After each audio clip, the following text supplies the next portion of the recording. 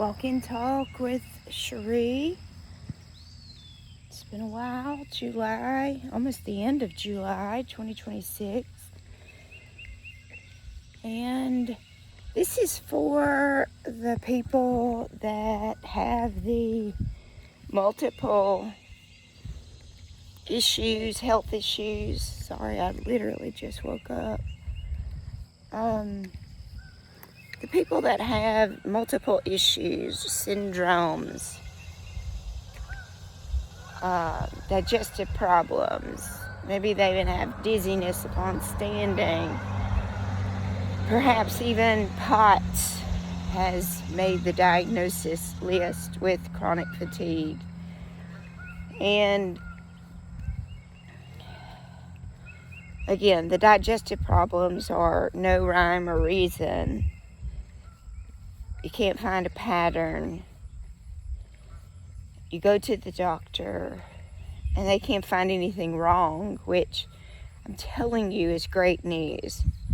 I know people want to hear nothing's wrong. I know that, but it's also very discouraging, frustrating. I know, I've lived many years there, depending on doctors.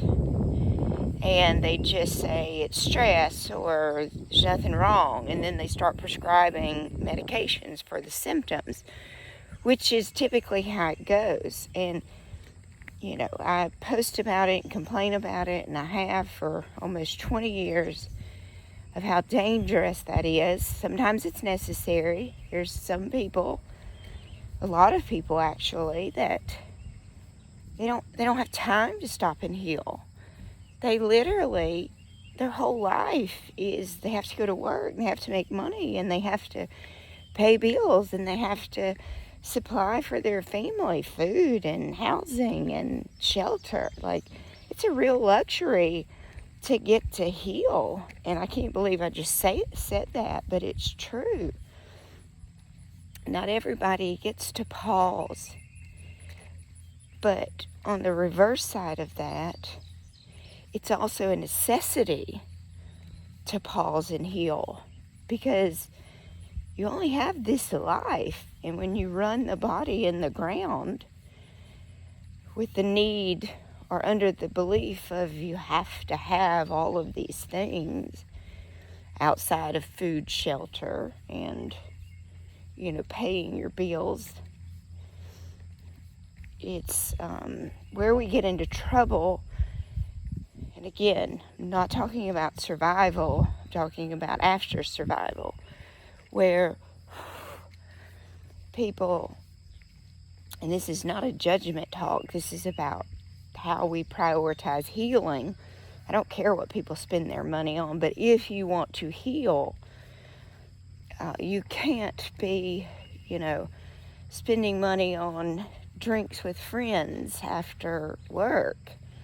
Like, that money needs to go into healing. Again, I'm not here to tell you how to spend your money. This is for people seeking self-healing.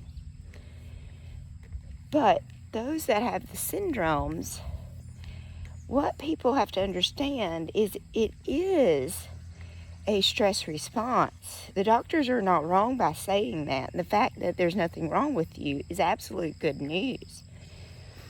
At some point, you have to stop seeking. And I mean by paying tons of money to go find somebody to give you an answer, because if you pay somebody tons of money, they're gonna find something for you. It may not be right, but you'll leave having an answer because that's what you paid for. It's like going to the doctor and nothing's wrong, but here's an antidepressant, or here's an antibiotic in case you need it.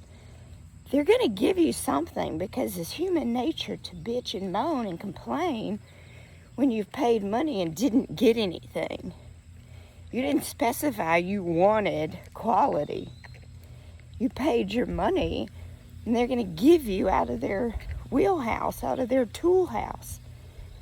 So you go to a surgeon seeking answer, he's probably got a surgery for you. You go to a prescriber, he's got a shit ton of prescriptions he can write for you. Doesn't mean they can write anything they want, but they pretty much can. So the point is, those people, and often this is seen in women, but trust me, it can be any. I just talk about women because that's my experience. But let me emphasize, this can start in children, female children or children at a very early age where they're sickly. Once you have ruled out by a doctor anything wrong, and that part is important because that's who I work with next. When your doctor says everything is fine, but it's stress or it's anxiety or change your diet or whatever, it's a lifestyle thing, whether you want to admit it or not, because none of us want to just up and change our lifestyle, and it usually has to get so bad before we will do something. But when you have all these chronic symptoms and no actual diagnosis, just a list of a bunch of symptoms, we have to understand this is a nervous system. It's not even dysregulation at this point, although it might be if you find this video. It's changing the framing to a more accurate description, which is nervous system sensitization. It's a different ball game, different recovery, different needs, different teaching. Because for some people, the nervous system dysregulation happens to neurotypical people, and most people think they're neurotypical until they find out they're not. If you always feel different, always feel like people think you're a little bit odd, people don't understand you, you ruminate, why did I say that? Why? There's a lot of different hints to suggest you might be neurospicy or neurodivergent. Autistic on the spectrum, ADHD, dyslexic, seizures, not all seizures, but there's something that is wired different, not bad, not better, just different than the way the world is set up for neurotypical people. And it's equivalent to the world is set up for right-handed people. Notebooks, pens, locks, keys, cars, everything is set up for right-handed people in our modern American world. So the left-handed person has to adapt. And they do just fine, because at a young age, they're taught. And the human body is resilient and highly adaptable,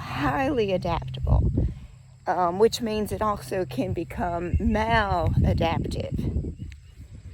So if that right-handed person or left-handed person can't quite figure out how to write well with their right hand, they'll switch, or vice versa. They'll switch from their left hand to their right hand. Whatever's quickest for them, despite what they learn, they'll figure it out themselves. Da Vinci wrote backwards. People are adaptable. But when you live in this world that is telling you and is set up for people that don't have nervous system sensitization, there's a lot of nervous system dysfunction going on, and people are coping with that. But for neurodivergence and for people that have reached a place of nervous system sensitization, if they weren't just born that way, over years the assault from lights, sounds, busyness, the tasks that have to be done, the textures of clothing today, you name it, all of the senses are on hyper aware. And the nervous system can only take so much, so they will retreat back home or retreat to familiarity. The good news here is you're not broken. There's nothing to fix. The bad news is you have symptoms that are showing and reflecting a sensitized nervous system, and no one's told you. They're just managing your symptoms or telling you, or you are actively seeking a one diagnosis. It's not that. It's comprehending you have nervous system sensitization. And some of the best work out there for recovering from nervous system burnout, especially for neurodivergent people, whether you know you are or not, doesn't matter. Listen, if you are struggling with these symptoms, I am trying to tell you where to go seek answers. Seeking answers with the title Autism ADHD Burnout Recovery is going to get you far greater help than many times talk therapy. And I am a fan of talk therapy and highly recommend it. But beyond talk therapy, which does not help many people with neurodivergence and nervous system sensitization, because their whole body is running off what the nervous system is allowing them to do or not allow them to do. So you want to go to the grocery store, but you can't. Or you want to go do this thing the next day after you've had a big thing at home and you just can't. You're worn out. We call it chronic fatigue, but it's nervous system overwhelm. Understanding how your nervous system is kind of in drive, in the control right now, and probably always has been, is very helpful for you understanding this is not about emotions.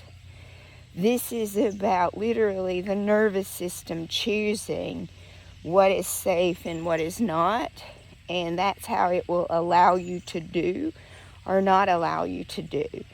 And the same neurotypical advice for exposure, just get out and do it, and constant exposure will get you used to it, actually for a neurodivergent person can lead to more burnout to recover from. Their symptoms increase.